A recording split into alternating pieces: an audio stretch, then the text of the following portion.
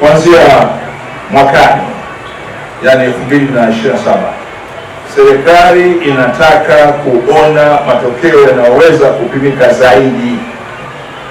Tunataka kuona B2B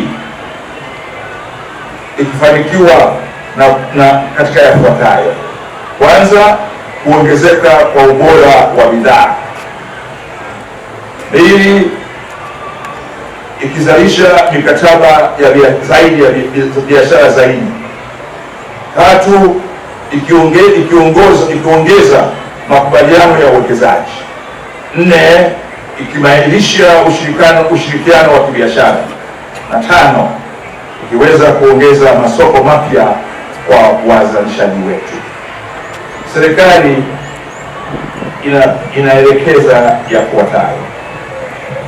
Kwanza, nawaomba mtekeleze maagizo na maelekezo yote yaliyotolewa na Mheshimiwa Dr. Mwigulu Lameck Nchemba, Waziri Mkuu wa Jamhuri ya Muungano wa Tanzania, alipotembelea maonesho haya tarehe 4 Agosti hapa Morogoro.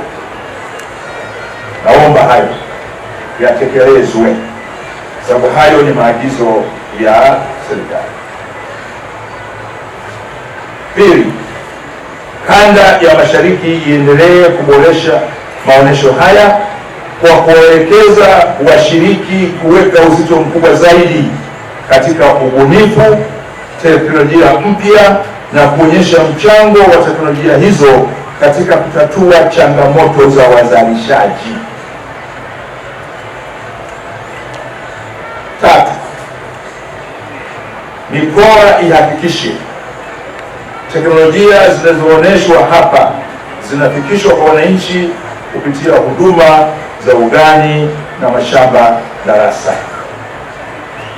4, jukwaa la business to business, yani B2B, lipewe malengo yanayopimika katika biashara, uwekezaji na masoko.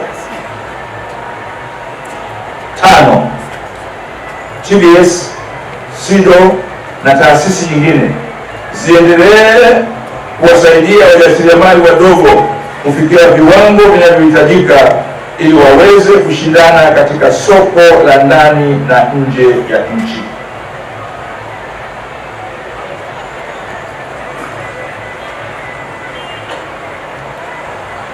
Na pia hapa nisisitize kwa wakuu wa mikoa, wakuu wa wilaya na viongozi wote, na kwa NCCF shirikiana na viongozi wa mikoa na wilaya na halmashauri, tuhakikishe tunakwenda kuwafuata wananchi mahali walipo katika maeneo yao ya uzalishaji, maeneo yao ya masoko, maeneo yao ya shughuli mbalimbali, ili kuhakikisha Watanzania wengi ambao wako katika sekta isiyo rasmi wanajiunga na hifadhi skimu.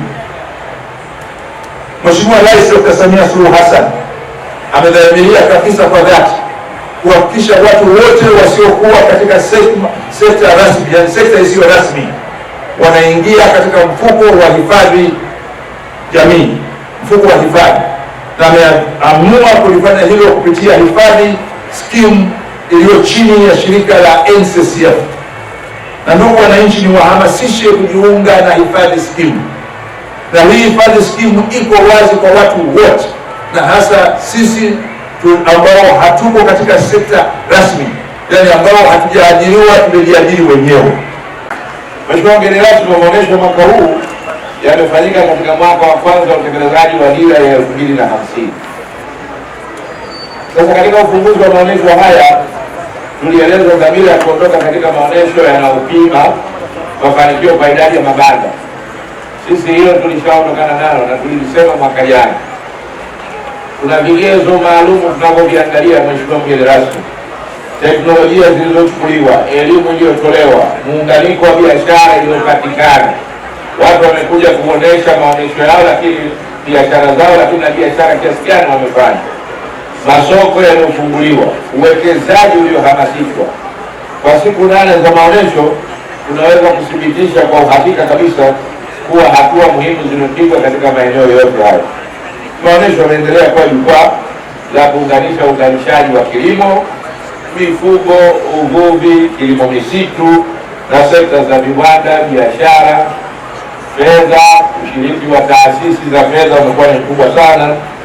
Afya, nishati, usafirishaji, mawasiliano, kwa ujumla sekta zote hizi zimeonyesha ushiriki mkubwa sana katika maonyesho haya, na tuna kila sababu ya kujipongeza, lakini na kuwashukuru wao kwa ushiriki uliopendeza sana.